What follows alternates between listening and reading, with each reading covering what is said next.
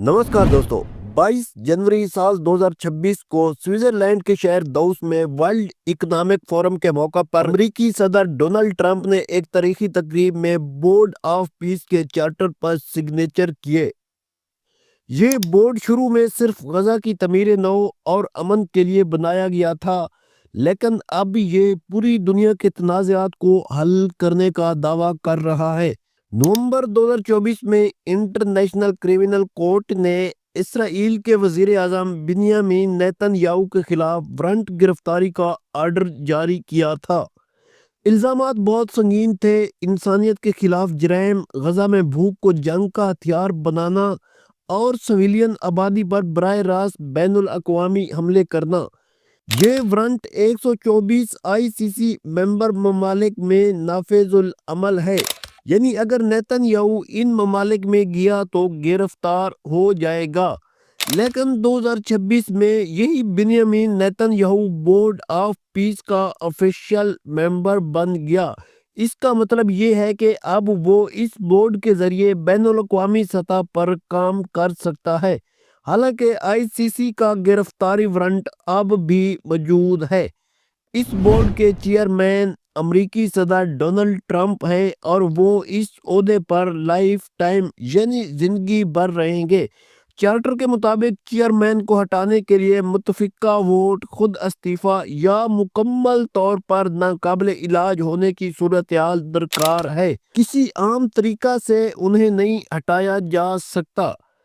Membership की fees $1 billion है। $1 billion, सही सुना आपने दोस्तों। जो कंट्री $1 बिलियन अदा करेगा उसे परमानेंट यानी मुस्तकिल सीट मिल जाएगी। बाकी तमाम ममालिक को सिर्फ 3 साल की आर्जी मेंबरशिप मिलेगी। ये तमाम फंड्स चेयरमैन यानी ट्रंप के कंट्रोल में होंगे।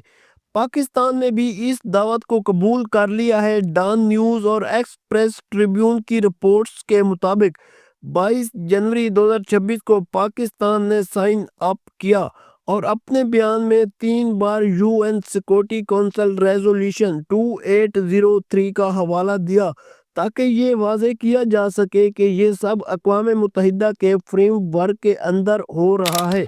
ये पूरी कहानी कैसे शुरू हुई? सितंबर 2025 में डोनाल्ड ट्रंप ने अक़वाम मुत्तहिदा की जनरल असेंबली में गजा के लिए एक 20 पॉइंट पीस प्लान पेश किया था। इस प्लान में बोर्ड ऑफ पीस का जिक्र था, जो गजा में इंसानी इमदाद की तकसीम, इलाके की तमीर नौ और हमास को डिसआर्म करने का जिम्मेदार था। नवंबर 2025 में अक़वाम मुत्तहिदा की सिक्योरिटी काउंसिल ने रेजोल्यूशन 2803 पास की। इस रेजोल्यूशन के हक में 13 वोट पड़े और 2 वोट इसके खिलाफ पड़े।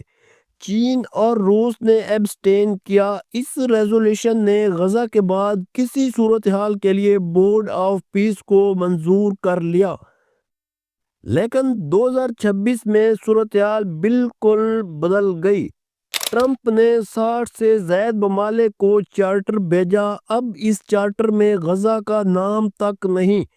ये बोर्ड अब पूरी दुनिया के तनाज़ात हल करने, अमन कायम करने और ग्लोबल गवर्नेंस का जिम्मेदार बनने का दावा कर रहा है। गार्डियन अखबार के कॉलम निगार जुलीन बोर्गर ने उसे ट्रंप का बैट एंड स्विच करार दिया है, यानी पहले गजा के नाम पर अक़वाम मुत्तहिदा से मंजूरी ले ली, फिर अक़वाम मुत्तहिदा को साइड लाइन करने की कोशिश शुरू कर दी।